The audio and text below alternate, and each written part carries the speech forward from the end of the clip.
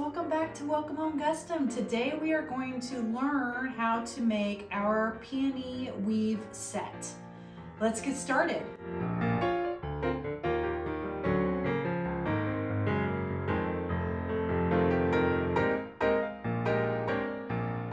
Go ahead and jump into the files so you know what to expect. First and foremost, always open the instructions and read through them.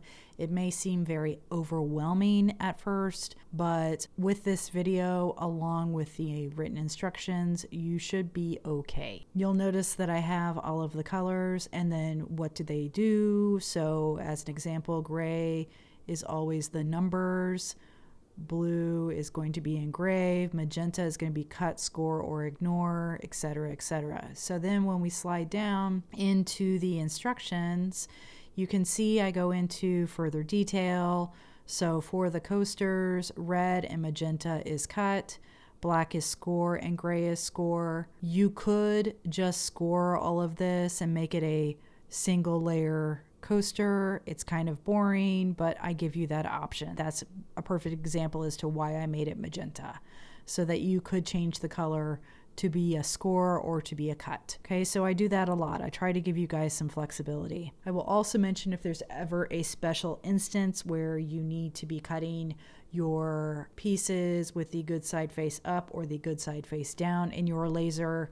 I do a lot of projects where I cut with the good side face down so that we can score the numbers on the back of the pieces, making assembly more successful, a little bit easier.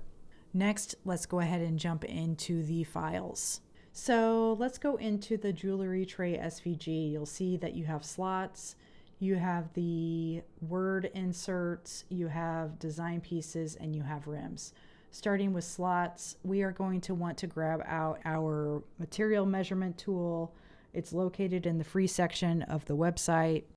We use this tool to back into the perfect size slot for our projects. So we would cut this out of the wood we wish to use for the project itself.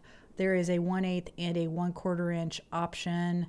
I'm using 1/4 inch, and I'm going to use the tool to find which slot fits the best. We want it to be a good fit, but not super tight.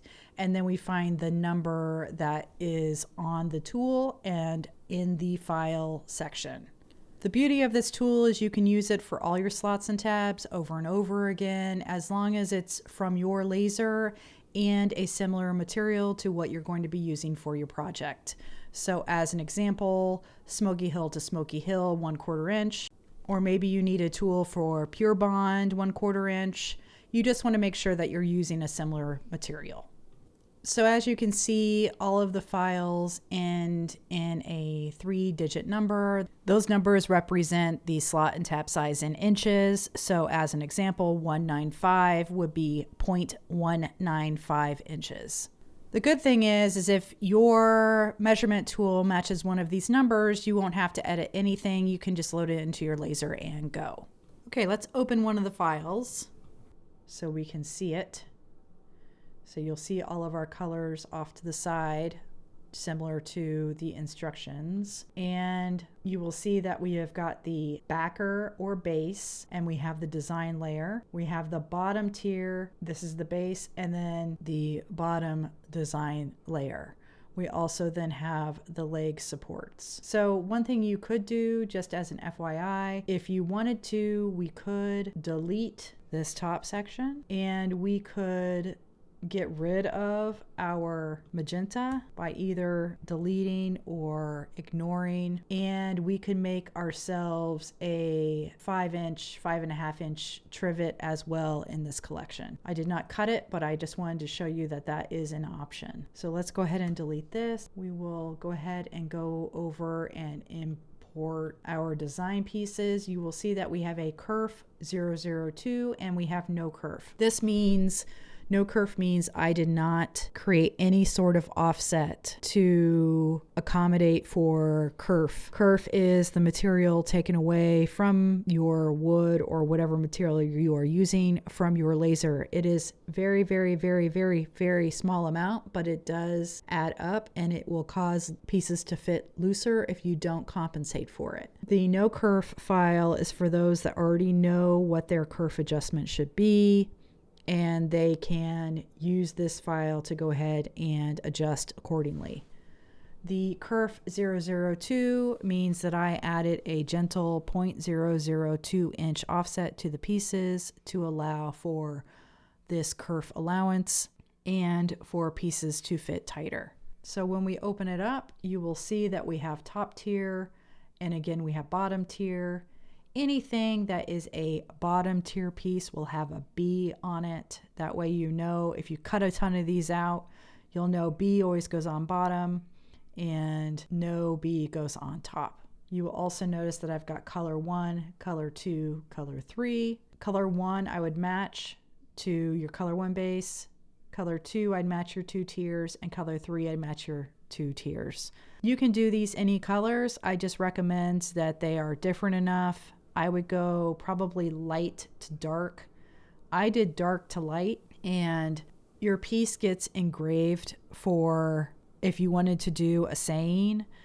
And I found that putting the dark on the engraved part made it harder for me to read that engraved part. So I would probably do like a cherry or a maple for the lighter color, and then gradually get darker. So let's go ahead and delete this. And then we are going to go ahead and import the word insets or inserts. So you will see that I did 2 different inserts. We have the kerf 0.002 inch, and then we have the no-kerf. So the 0.002 inch, again, there is an offset to make it fit tighter. The no-kerf is for those that already know their kerf. And then I've also included this one with a line so that if you know how to type along a line in your vector program that you're using, you can do so.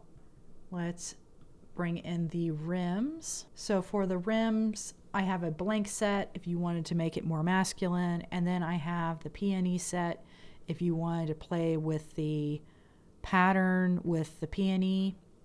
You could totally do that too. Oh my goodness, that was a lot of light burn. Okay, let's go ahead and assemble these really quickly. They're really actually pretty easy to assemble. You are going to want to gather all your pieces together, and I advise just starting to place and line up your pieces by number.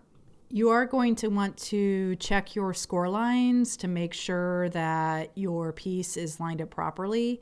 Just flip it around, rotate it 45 degrees if the lines don't look like they're lining up correctly. Or if you find that you insert a piece and it doesn't seem to be fitting, you may just need to rotate your top layer around quarter turn and the pieces should fit. So while I was filming this, I was kind of sanding my pieces as I went, and I had this brilliant revelation that I was working harder when I should be working smarter.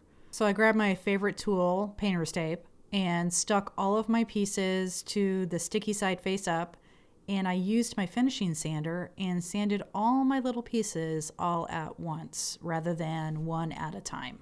Next, I went ahead and made sure that my score lines lined up.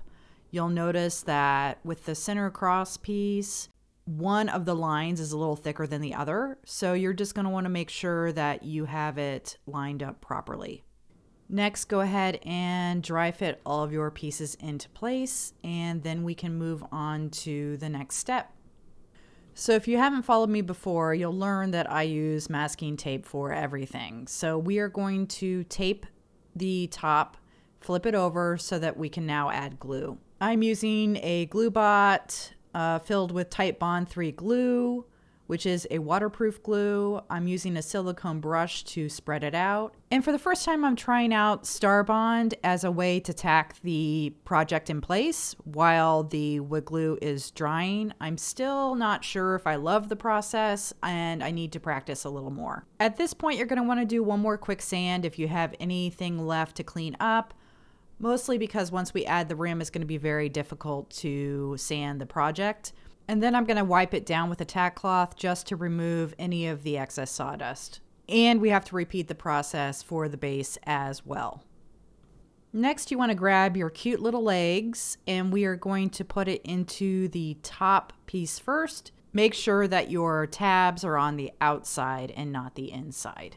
Next, you're going to want to position the top tier with the legs onto the bottom tier. And you're going to have to kind of work around pushing the slots down into place.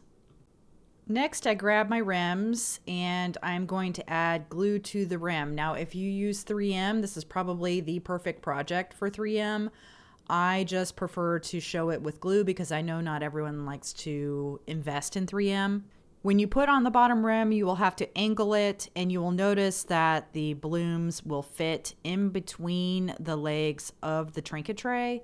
So just keep that in mind when you go to place it down. You could place the bloom rim before you put on the legs, but you're going to want to make sure that you do not cover up your slots.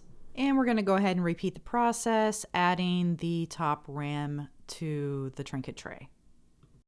I went ahead and decided to add leather banding to the project to cover the seams. I am using a 4 to 5 ounce leather that is a 1/2 inch wide. Mark the leather and cut it to length. I'm then going to add glue to the strip of leather, and I'm going to wrap it around the base. Last, I am going to secure the leather with some painter's tape while it dries. We will then repeat the process once again for the top tier, and your trinket tray is done. Now let's jump over to the coaster set. Okay, so let's go ahead and import our coaster set. So again, you will notice that we have slot sizes. This is for the base only. Make sure to grab out that kerf tool and use it like we did with the jewelry tray. When I open one of these up, you can see that I did make it pink. The magenta is there so you can score it if you wish. I actually cut it. I think it looks pretty that way. Something to note on adjusting these slots. Let's go ahead and arrange and ungroup.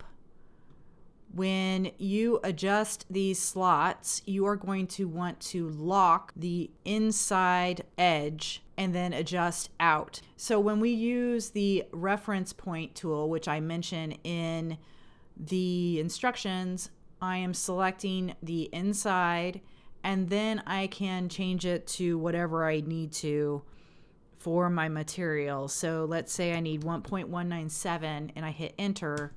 You can see that it locked on the inside and adjusted out. The same here, if I click here and I select the inside or the bottom line in the reference point, I can again change this to 0.197 and you'll see it goes out.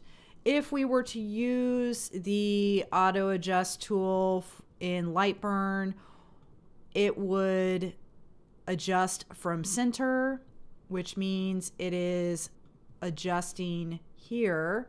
And so if I were to say 0.197, I'm now over my line where the coasters are going to lay, and that's not going to work. That is the coaster holder. And then if we go ahead and delete this off, we can import the coasters themselves. And again, I have kerf and no-kerf. It's all on one page this time. Now, I went ahead and made it just one coaster. However, the set's going to take 4. This way you can arrange it however you wish. And you'll see that, again, I have color 1, color 2, color 3. You can do light, medium, dark, dark, medium, light. You could do medium, light, dark. It's totally up to you. Have fun with it. Don't be afraid to play with it. Just make it 3 different colors. Okay? Something else I will note, The 5 and 1 are a little thicker than the 7 and the 3. So when you are placing your top to your base, just make sure that your score lines underneath aren't showing with your cut lines on top, and that way you know you're lined up properly. So let's go ahead and assemble these real quick. Just like the Trinket tray, I grabbed out my painter's tape, lined all of my pieces up in a row, and sanded them all at once. Next, I double checked my lines, laid my coasters out in a row, and just placed all of my pieces similar to an assembly line. And then grabbed out my tape, taped and flipped all of those over. Don't worry, they don't need to line back up perfectly. Lining up the numbers was just for proper piece placement. Next, we'll add the glue, and then we're going to either want to clamp or weigh down our pieces as they dry so that you don't get seams on the side. Once they were all glued and dried up, I again grabbed out my sander and did one more quick cleanup of the coasters. All right, guys, that's it. Hopefully you found this tutorial helpful. Make sure to subscribe to the channel and check out more tutorials just like this. Thanks so much.